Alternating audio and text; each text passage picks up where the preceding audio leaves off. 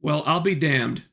Born Again is finally here, and I'm not saying that Marvel is back, but Daredevil sure as hell is. Hit the intro, and let's get into this thing.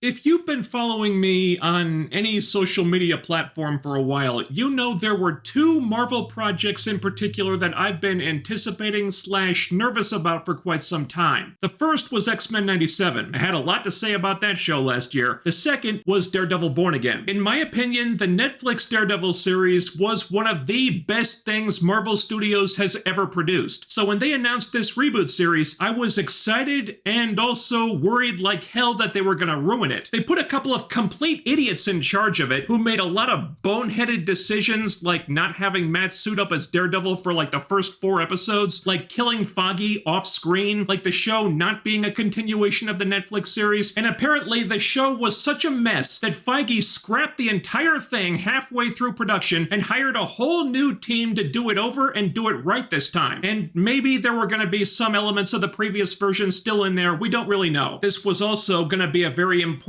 show for Marvel because it would be the first one they've made since changing their production model to a more typical TV format of having traditional showrunners, which for some reason they hadn't been using for their streaming shows up until now. So if this new model was going to be a success, then it was crucial that Born Again works for many reasons, on top of the fact that it was following up the Netflix series, which a lot of people love. Now, ever since Feige rebooted this reboot series, the news coming out about it has been very positive. Then the hype machine really got behind it. Reviews were stellar. Everyone who saw the show was raving about it. Season 2 is already in production. So Marvel was obviously really confident in this project, but I refuse to get my hopes up just yet. I made that mistake more than once last year, only to be disappointed over and over. So with a hell of a lot riding on this, after a bunch of delays and restaffings and restarts and God knows what else, the show is finally here. And somehow, some way, against all odds, and I'm so happy I get to say this, it's good.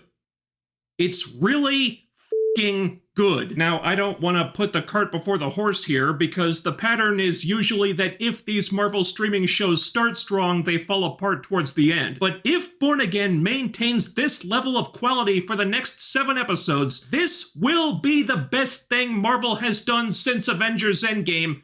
Period. Aesthetically, it's pretty close to the Netflix series. The color palette is a little different. It's a bit more generous with its use of CG, but it's impeccably directed. The writing is sharp. The actors slip back into their old roles like they never left. There's been no Disneyfication. It's still as dark and violent as ever. So far, it feels like season 4 of Netflix Daredevil. There have been a few changes though, which I'll get into as we break these episodes down. With that said, let's fucking go! Let's fucking go. The series begins with the partners of Nelson, Murdoch, and Paige clocking out after work and heading to Josie's to knock back a few. And it feels like we never left these characters. Their voices sound right, the chemistry is there, it feels like I'm meeting my old friends again. Great. Foggy's chatting up some lady lawyer at the bar while Matt and Karen are getting a little floaty at their own table. It's a really nice scene. Everyone's happy for a change. They're all in a good place, so obviously that would not last long. After a minute or two, Foggy gets an urgent call from someone he's representing and was hiding at his apartment as a precaution, and this guy says that people are trying to break in. So Matt runs off to suit up and save this guy, but apparently that was a distraction to get Matt out of the way. And once he is, we see the return of Bullseye. Now, when last we saw Bullseye, he was in police custody and also paralyzed, so a few things have changed. He takes aim with his sniper rifle and shoots Foggy. Karen, who's right next to Foggy, does not get shot, which is weird because Bullseye had the shot and that guy does not miss. He even killed several people around Karen. It looked like he just wanted to kill Karen up close, so maybe she just had more plot armor than the others, but I thought it was worth mentioning. So Daredevil races back to save Karen, him and Bullseye go at it, and I could not believe what happened next. The Netflix series love doing those really long takes where they do a whole fight scene in one shot and then they try to top themselves getting more elaborate with it every season, this was the most elaborate one yet. Daredevil and Bullseye go from fighting on the street, to fighting in the bar, to fighting in the stairwell, to fighting on the roof, all in one shot. Yeah, there was one part where they almost definitely had to make a cut, but it's almost seamless. It looks like one shot. Guys, this sequence goes over 4 minutes, and it is so complicated because on top of the insanely complex fight choreography, you've got smoke bombs going off, innocent bystanders running all over the place trying desperately to get out of the way as Bullseye is killing them left and right with anything he can get his hands on while he's fighting Matt, and Matt is trying to protect these people while fighting Bullseye, getting knives thrown into his chest, and listening to Foggy's heartbeat gradually slowing down at the same time, with Karen trying like hell to keep him alive until the ambulance gets there. All this in one shot. The production team knocked this out of the fucking park. Unbelievable stuff. So finally, after all that, they end up on the roof, and Matt's listening as Foggy's heart finally gives out, and he dies.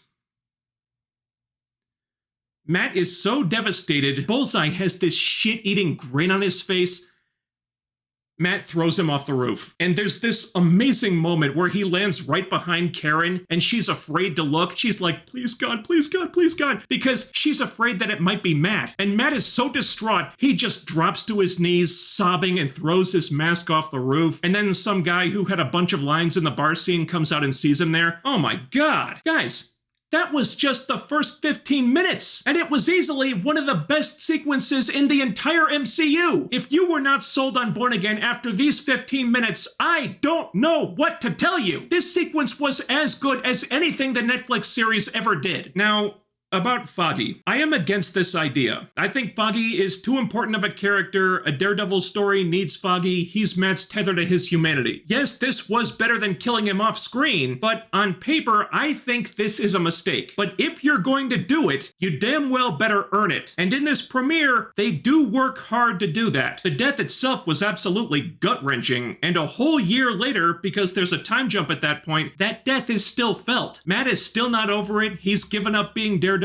He moved out of Hell's Kitchen. His friendship with Karen was destroyed. She's since moved across the country after Matt ghosted her, and they're only now getting to Bullseye's sentencing because he somehow survived getting thrown off a building. That's pretty weird, but at the end of the Netflix show, he was undergoing some experimental medical procedure to unparalyze him, so you could say that he's much more durable than a normal person now. That's fine. It's pretty open and shut. Bullseye is found guilty, gets life without parole, so justice is served, at least until he breaks out. I can't imagine that'll take too long. Karen shows up for the sentencing, and her and Matt talk afterward. First time they've talked in a while, apparently, and the whole thing is really awkward. They didn't part on great terms, and it seems like they both want to be friends again, but there's so much to unpack, there's so much tension between them, and they just can't get there right now. Great acting between these two here, and it's good that they're really examining the ramifications of Foggy being gone. Meanwhile, there's been some tables flipped over for the Kingpin, too. While he was recovering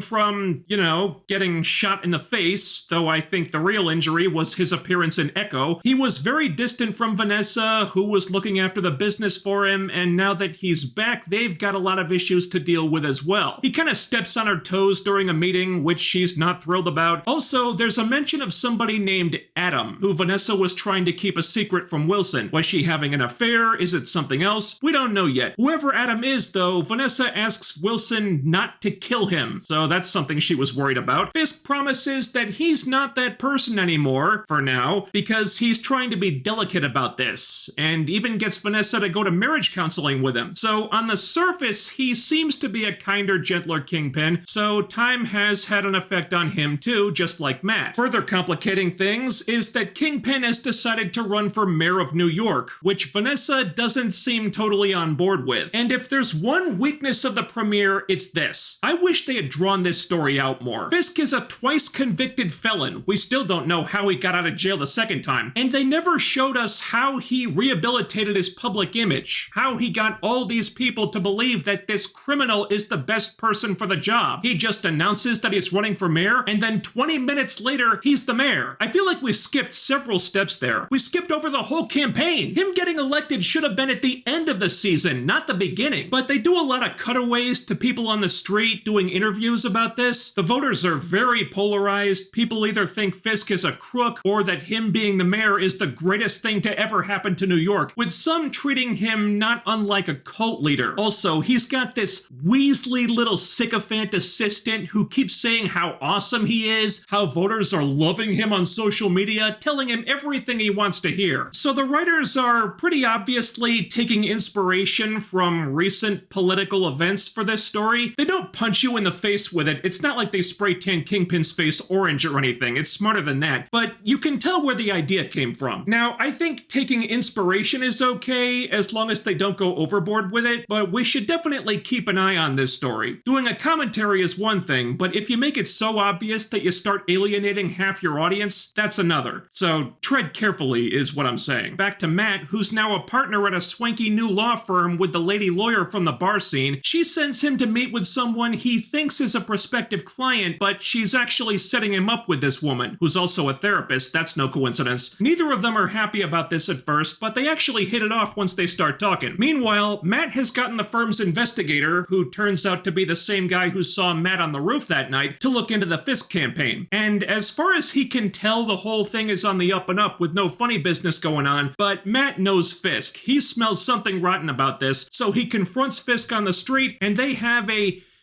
surprisingly civil chat. As hard as it is to believe, they're both making an effort to be nice to each other here.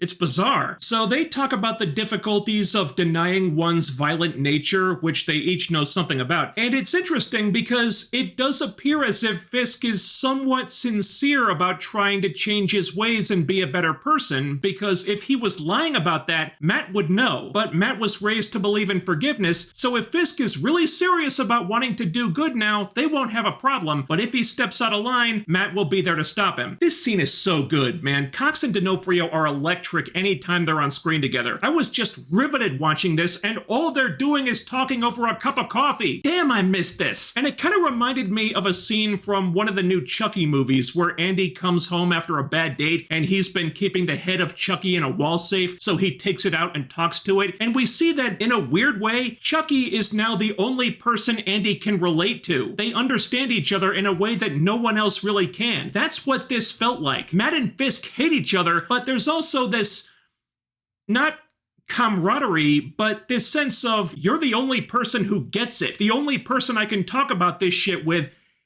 And that's kind of a relief, even though I'm forcing myself to not jump over this table and kill you right now. It's a really tricky thing to pull off, but it works so fucking well here. Later on, Matt's out on a date with the lady therapist, and it's going really well when the news breaks that Fisk has won the election. And if you're thinking, damn, that was fast, you're right, it was. It was nonsensically fast. And it's the one thing about this premiere that I'm really having trouble with. So the would-be king stands on a rooftop overlooking his would-be subjects partying in the streets about his would-be coronation. Matt looks up at him, and they do this really cool trick with the lighting where Kingpin is illuminated in white and Matt down below him is illuminated in red. Very nice touch. That's the first episode of Daredevil Born Again, and I thought it was great. Some things I wish had been done differently, yes, but overall, this was as strong a start as we could have hoped for, all things considered. And we're not done yet because they dropped 2 episodes here. Episode 2 begins with Fisk addressing his constituents as the new mayor, promising to clean up the city, make it safe again, saying they don't need vigilantes who wear skulls or spiders or devil horns to help them. Nah, New Yorkers don't need that shit. This is the Marvel Universe we're talking about here. Matt's watching this, listening to all the varied reactions from the people around him who think Fisk is either the savior of New York or absolutely hate his guts. No in-betweeners there. Then we cut to some guy who happens upon a man getting roughed up by 2 thugs in the subway. He tries to break it up. The guy they were beating on hauls ass out of there. A fight breaks out, during which one of the thugs falls off the platform and gets run over by a subway train, and turns out the thugs are corrupt cops. Our Good Samaritan gets arrested, and yeah, he's Matt's Matt's next client. Matt, who can hear him getting the business from other corrupt cops as he walks in to talk to this guy and offer his services. Matt listens to his heartbeat, knows he's telling the truth, but also knows he's hiding something. And if the name Hector Ayala sounds familiar, then you probably know what that something is. The lady lawyer partner isn't thrilled about taking on a cop killer case. Matt has to convince her. Then he sends investigator guy to talk to the wife and also find the dude who ran away from the beating, with absolutely no leads. Yeah, that should be a piece of cake. The first day in front of a judge doesn't go well, with Hector being denied bail. It's not clear if the judge is just tough on cop killers or if Hector's being railroaded here, but they're not off to a great start. And Mayor Fisk is having a day too. The Weasley sycophant guy arranged an interview with BB Urich, who's been doing all those interviews they've been cutting to throughout the premiere, and also happens to be the niece of Ben Urich, who Kingpin brutally murdered back in season 1 of Netflix Daredevil. Whoops, not exactly the stress-free sit-down Wilson was hoping for. BB toys with the idea of being a real journalist and asks him about the police commissioner who's been avoiding talking to him and is planning to resign seemingly in protest of Fisk becoming the mayor and has a lot of cops backing him. The honest cops, presumably. He doesn't want to talk about that. Then she inquires about where Vanessa's been hiding since he won the election, and he wants to talk about that even less. Apparently, Vanessa has not been very visible as the wife of the mayor, and this is hurting Fisk with traditional voters, which is a problem even though he literally just won the election like last night.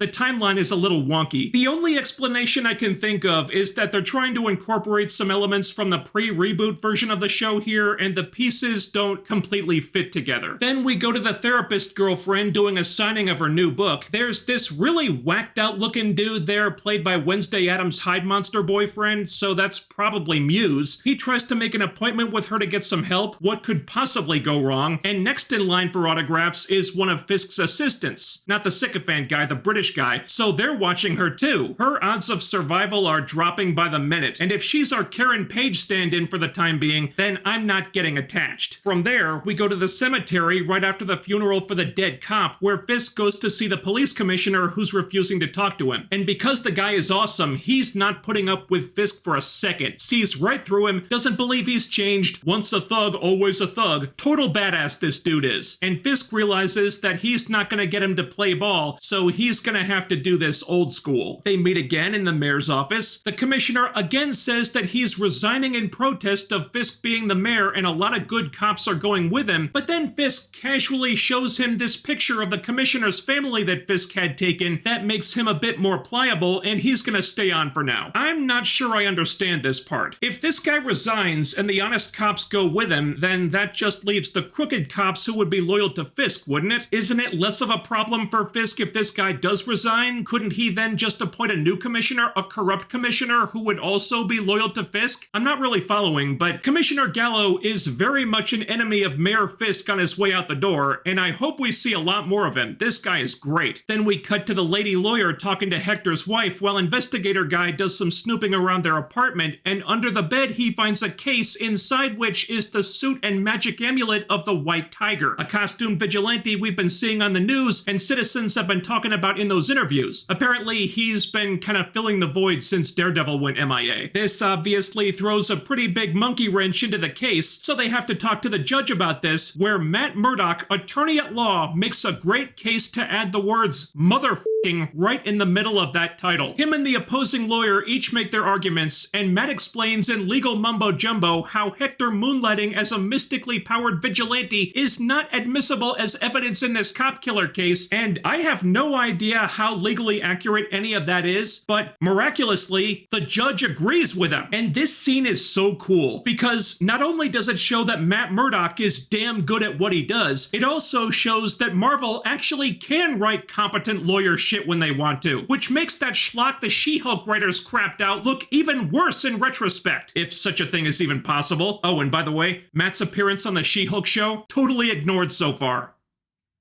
Thank you. So that's a check in the win column, but it's all moot if they can't find the guy who ran away from the subway fight. He's the only witness who can clear Hector. Investigator guy can't find him, so with his legal options producing a big fat goose egg, Matt dips into his old bag of tricks and starts following the crooked cop around. Meanwhile, the Fisks show up for marriage counseling. One guess who their counselor is. Small world, huh? They talk while Wilson was recovering from being shot in the face at point-blank range, which somehow is not nearly as fatal an injury as one would think. He kind of ghosted Vanessa, didn't see her, didn't talk to her, and she was running the business in his absence, which was thriving, but she got lonely, if you catch my drift, and now her mayor husband murdering Adam is something she goes to bed at night thinking about. Hey, at least they're finally talking. But as a precaution, Vanessa, maybe you should tell Adam to steer clear of any car doors for the time being. Just a thought. Again, more really solid stuff here. They're fleshing out the Fisks, making them more three-dimensional. They're almost sympathetic here in their own twisted way. I kind of felt bad for Kingpin in this scene. Yeah, he's a ruthless son of a bitch, but the guy loves his wife and doesn't want to lose her. In that, he's being sincere. Back to Matt as he listens to the corrupt cop with his super hearing for a while, and when the asshole finds an address for our witness, Matt knows where to go. So he gets the witness out of there. He's waiting for the bad cops when they show up. They don't want to deal with lawyer guy right now, so they beat Matt down. They're about to put a bullet in his head. Matt is pleading with them, don't do this. You don't want to do this. But not because he doesn't want to die. He's pleading because he doesn't want to do what he's about to do. Or maybe he does. Maybe what he's really afraid of is how much he'll enjoy it. But they don't give him a choice, and Matt absolutely destroys these assholes. He their shit up so bad, I'm like 80% sure he killed at least one of them. If that guy is still alive, he may never walk again. And to end the episode, Matt lets out this primal scream of rage, and it's fucking fantastic. It's so cathartic to watch Matt just tear these dirtbags apart. And you know what the best part was? That was the only action scene in the episode. It was only about 20 seconds long. The rest of the episode was just drama and character stuff, and it was still great. The showrunner made some comments recently that made me think he was more concerned with the action and less with the drama of Daredevil, but this episode was almost all drama, and it proved these writers can make that super compelling too. Look, traditionally, these Marvel shows have a hard time sticking the landing, if they even make it into the air, and some of them don't. I'm looking at you, Echo. So I'm not letting my guard down just yet, but I thought they absolutely nailed this. This was exactly the direction I've been wanting the MCU to move in. It was serious, it was smart, it was visceral, it was heartbreaking. They even dropped an F-bomb once or twice. The action was fantastic, but even if you take the action out, it's still really compelling just as a drama. There are one or two things I'd change though. Kingpin becoming the mayor I thought happened way too quickly. So quickly, in fact, that the timeline really doesn't make sense now. The time between him announcing that he's running for mayor and him getting elected was like, what?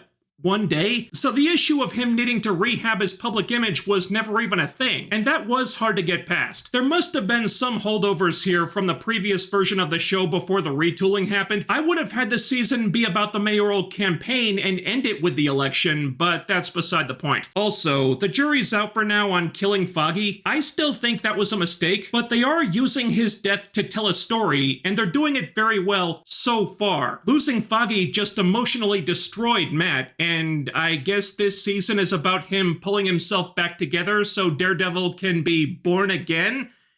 See what I did there? And the characters are great. Again, so far. Matt and Fisk are kind of like two sides of the same coin. They both spend the premiere trying to deny their true nature, but things keep happening to chip away at their resolve until they're gonna have no choice but to become their old selves again. And the writers are building so much anticipation for that. I don't know how long it takes to get Matt back in the suit, but I'm already chomping at the bit to see it. In a good way. Another positive, Brad Winderbaum already said that Foggy will be returning in season 2. Maybe we're talking flashbacks or dream sequences or something, but hey, it's comic books. As long as your name isn't Ben Parker, you can come back to life. I think Foggy even did that in the comics at one point, so who knows what could happen. So to be continued on a few things, but I thought they hit a home run with this premiere. I know shitting on Marvel is the trendy thing to do right now, and they absolutely deserve it a lot of the time. But not for this. I'd tell you if they did. You know that. I'm always honest with you guys, even when that's not the algorithmically convenient thing to be. But Marvel did something good here. There's still plenty of time for them to f it up, and they still might. But for week 1 of Daredevil Born Again, I'm very happy. Good job, Marvel. Keep it up. More stuff like this, please. Let's get out of here. Thanks so much for watching. If you want more Born Again videos from me, you know what to do. Let's drive those views up because I gotta keep the lights on first. And while you're here, don't forget to ding that bell icon and follow all of my social media so you can always be notified when I upload new stuff. The links are down there. And this channel is a one-man operation. I do all this myself, so help me out by smashing that like button, sharing the video, subscribing if you haven't already, and making sure you're still subscribed. I'll be back with more real soon. Take care, stay tuned. I'll see you next time.